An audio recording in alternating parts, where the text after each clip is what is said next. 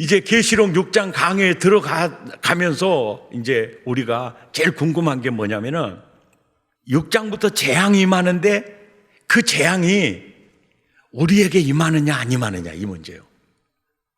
예.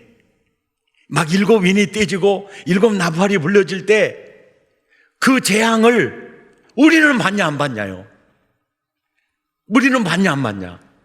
근데 성경을 해석하는 신학, 성경을 보는 눈이 신학인데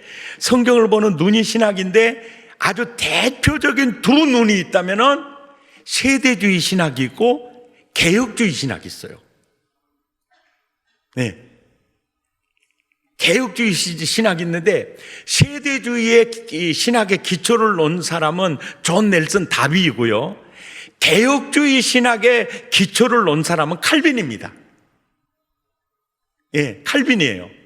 이게 전통적으로 보고 확산으로 봐도 이게 굉장히 많은 이제 판단을 해 보셔야 돼요. 개혁주의는 칼빈주의고 세대주의는 존 넬슨 다비주의입니다. 영국 성공의 목사 그래서 그 세대주의 신학을 다비즘이라고 그래요. 그리고 막 개혁해 가는 게 개혁주의가 아닙니다. 이 칼빈주의를 개혁주의라고 그래요.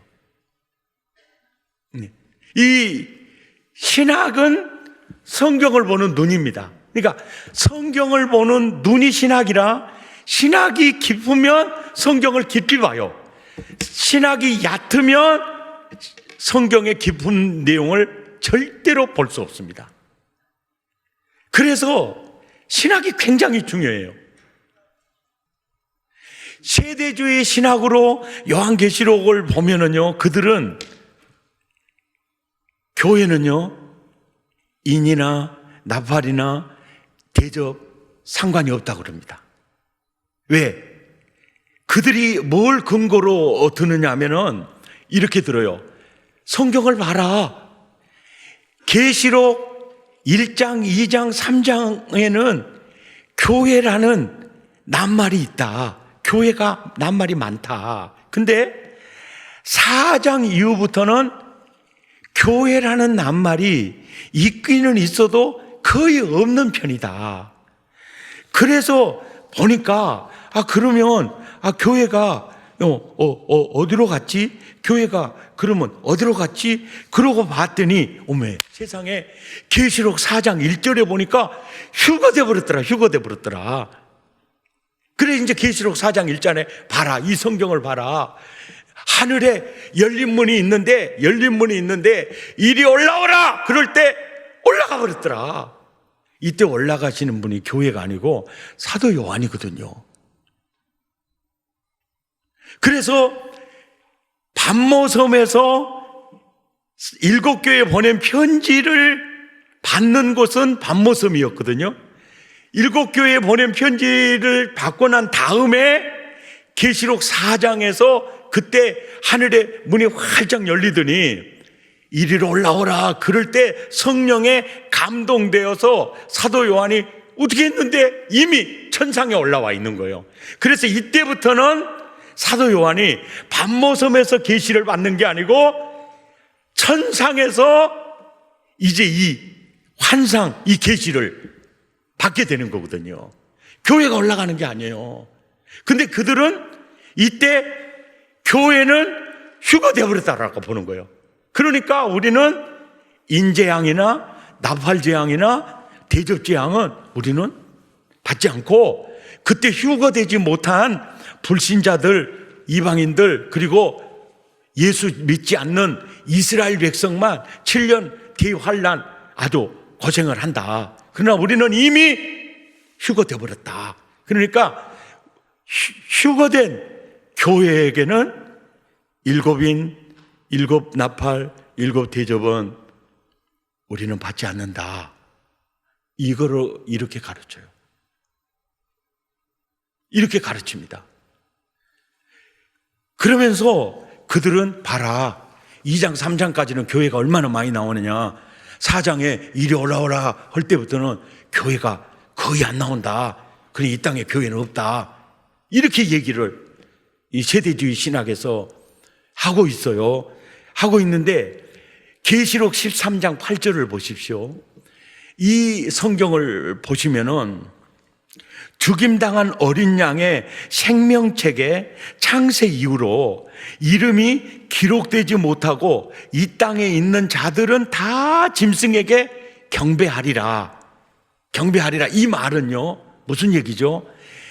생명책에 이름이 기록된 사람은 짐승에게 절대로 경배하지 않을 것이고, 기록되지 못한 자들은 경배하리라. 그 말이잖아요. 여기에 교회가 있습니까? 없습니까? 예? 교회가 있어요. 예. 그러니까 생명책에 이름이 농명된 교회는, 교인들은 절대로 짐승에게 경배하지 않는다. 그러나 그 외에는 경배하리라. 그 내용이 다 들어있죠. 교회가 있어요, 없어요? 있습니다. 그러니까 성경을 볼 때 누가복음 15장 탕자의 비유나 이른 양의 비유 보세요. 보면은 하나님의 사랑이라는 낱말이 하나도 없는데요, 그 하나님의 사랑이 굉장히 뜨겁게 불타고 있는 거 볼 수 있죠. 마찬가지예요. 낱말, 교회라는 낱말이 없어도 전체가 교회 공동체를 향한 그저 끊임없는 메시지인 것이 보이는데 그 신학이 가리니까 안 보여버리는 거예요. 계시록 14장 1절에도 어린 양이 시온산에 섰고 14만 4천이 서 있는데 그들의 이마에 어린 양의 이름과 그 아버지의 이름이 쓴 것이 있어요. 쓴 것이 있어요. 그러면 이들은 교회입니까? 교회 아닙니까? 예? 이들은 구원받은 사람입니까? 구원 못 받은 사람입니까? 구원받은 사람, 교회가 있어요. 교회예요, 교회. 아멘입니까? 그러면서 보세요. 이러한 그 일들이 많이 있을 것을 알고 예수님이 딱 이렇게 얘기해요. 계시록 22장 16절에 나 예수는 교회들을 위하여 내 사자들을 보내어 이것들을 교회에게 증언했다, 이 말이에요. 이 22장 말씀만 교회에 증언했다는 말이 아니고 1장도 교회에게 증언했다, 2장도 교회에게 증언했다, 4장도 교회에게 증언했다, 19장도 증언했다, 22장까지 나 예수는 교회를 위하여 사도 요한을 통해서 내가 이 말씀을 전했다. 아멘이죠? 전했다. 그 얘기예요. 개혁주의는요, 계시록 6장에 7인이 떼지는 그 순간부터 시작해서 교회와 관계가 없는 게 아니다.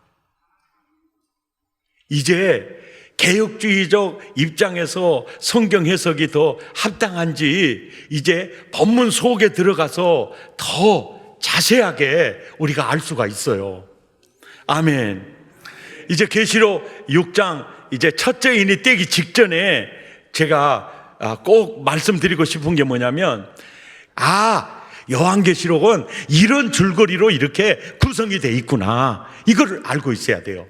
근데 이 요한계시록은요 7시리즈로 돼 있어요. 7. 7교회, 7인, 7나팔, 7대접, 이 큰 네 줄거리로 돼 있다.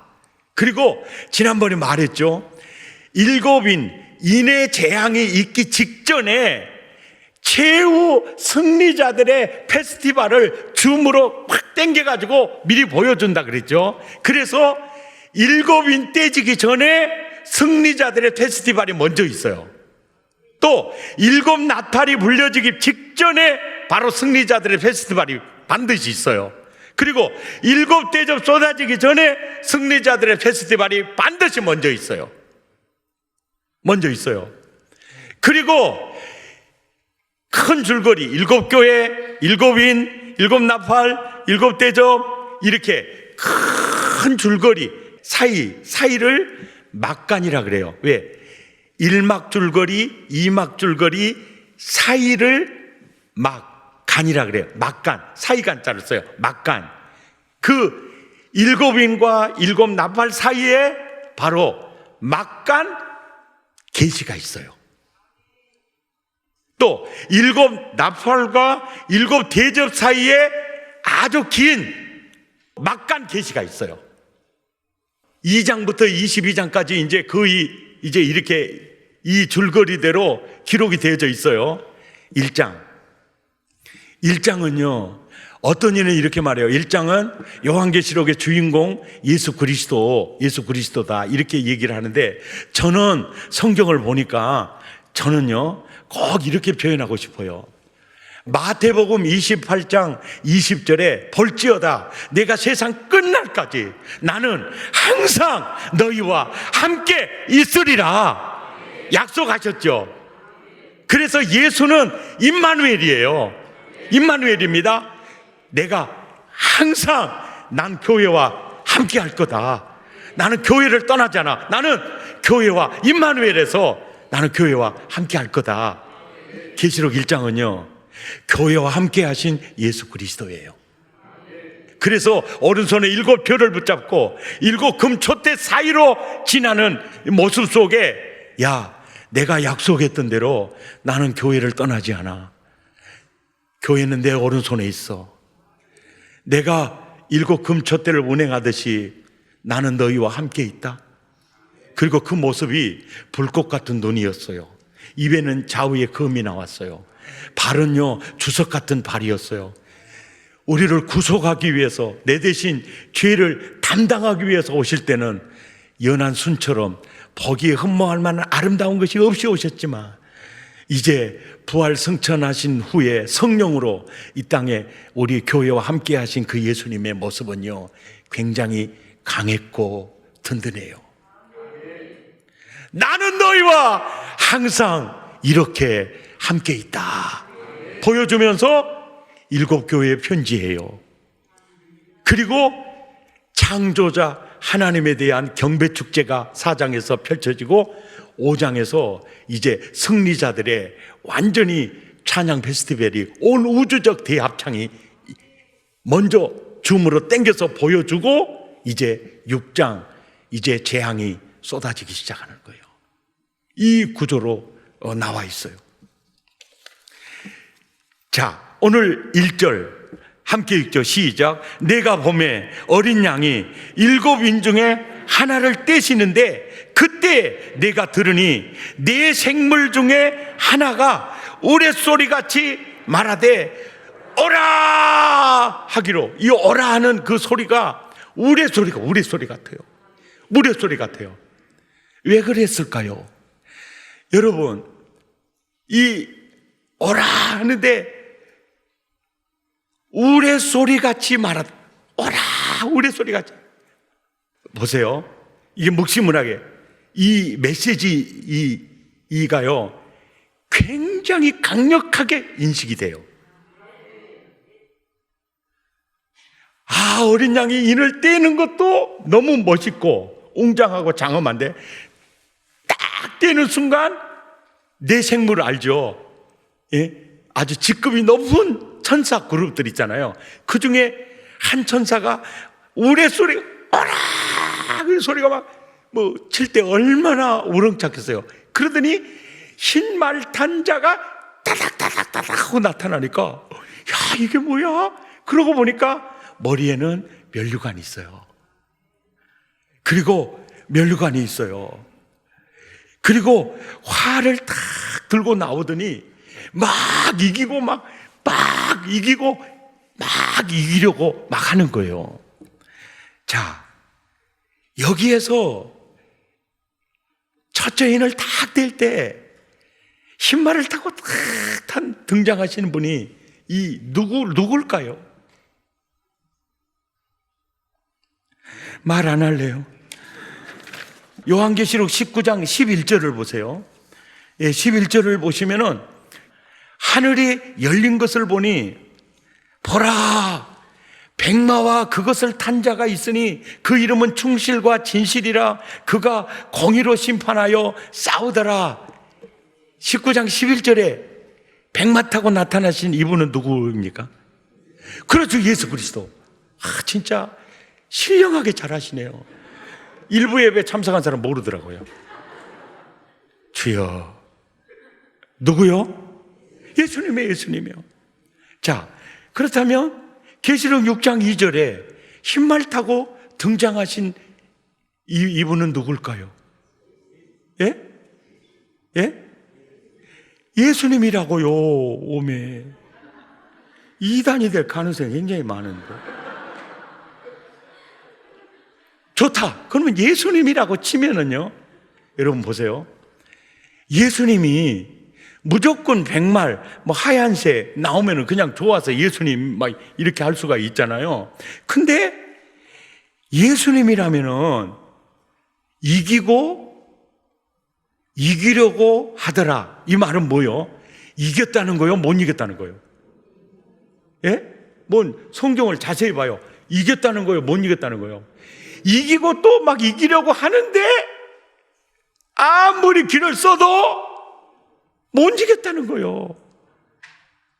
그러면 예수님일 수가 없죠. 예수님이 등장하면요, 이겼더라. 다 이루었더라. 아멘. 확실히 승리해요. 예수님이 등장하는 곳에는 그가 죽임을 당함으로 이겼더라. 항상 결론이요, 아주 화끈해요. 이겼더라요. 근데 막 이기고 막 이기려고는 몸부림을 쳐요. 근데 계시록 6장 2절에 보면은 이기고 또 이기려고 하는데 이기지는 못해요.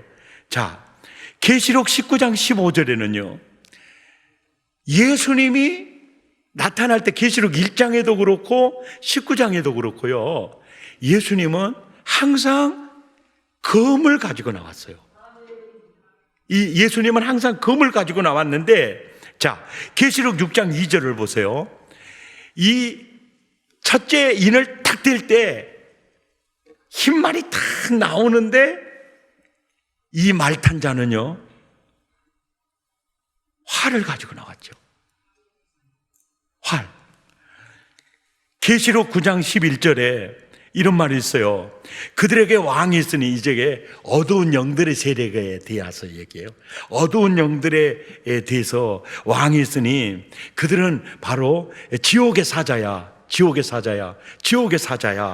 히브리어는 그 이름을 아바돈이라고 하고 헬라어로 그 이름을 아툴리온이라고 해요. 그런데 아툴리온이라는 무적행의 사자에게서요, 아톨로 신이 나와요. 그리스 신화에 아톨로 신이 나와요. 그런데 그 아톨로 신은 항상 활을 가지고 나와요. 그래서 이제 역사적 배경을 보면 당시에 그 영향을 받은 로마 황제는 항상 그 권력을 상징하기 위해서 항상 활을 가지고 나왔어요. 그러니까 딱 오라 그럴 때 흰말 탄 자가 탁 흰말을 왜 타요? 이게요, 예수님 형님, 내가 예수다, 이 뜻이에요. 내가 예수다, 내가 구주다, 내가 생명이다. 이게 위장하는 거예요.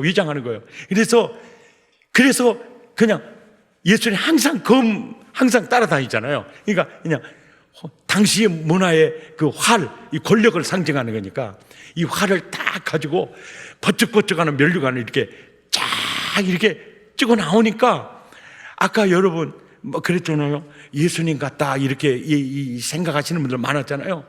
그래가지고 사실은 전 인류가 가짜 구주에게 저분이 진짜구나 속아 넘어가는 재앙, 첫째가 이게 첫째 인을 뜰 때 나타난 이 재앙이에요.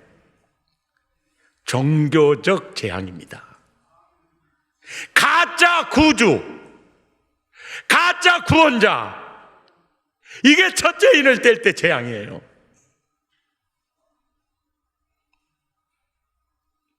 많은 사람이 다 구도자입니다.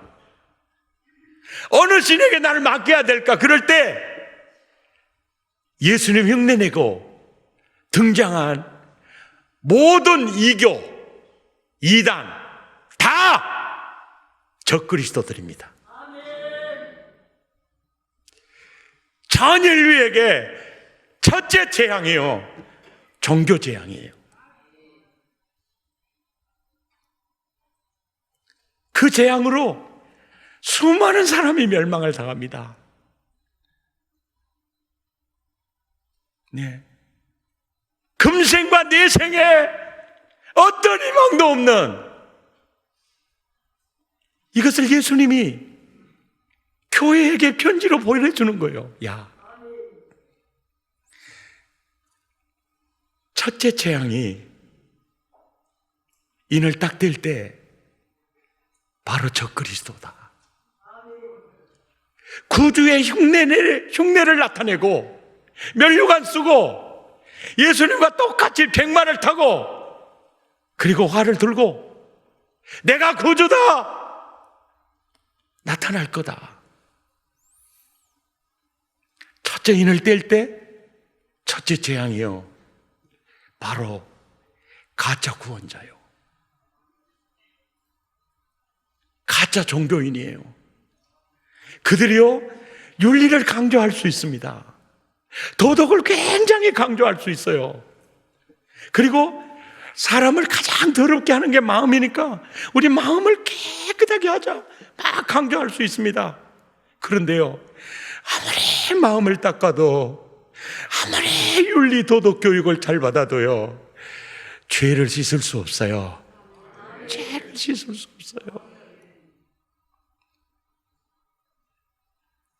그래서 성경이 그렇게 얘기해요. 야, 너희 은은 더럽혀진 옷과 똑같아.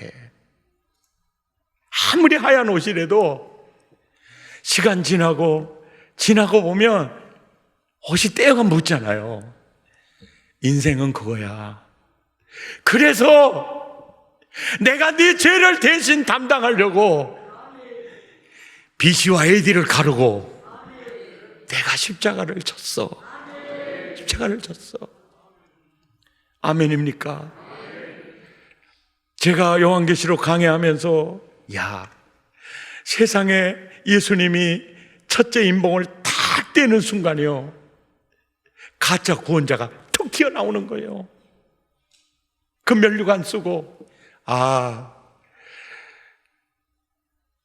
인간에게 내리는 재앙 중에 첫째가 종교였구나.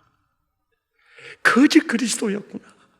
가짜 구원자들이었구나.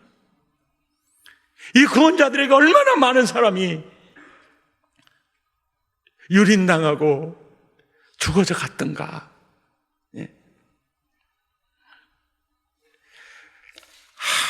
예수 믿을 수 있다는 게 은혜고요, 진짜 구주를 제대로 만날 수 있다는 게 얼마나 은혜인가. 얼마나 은혜인가.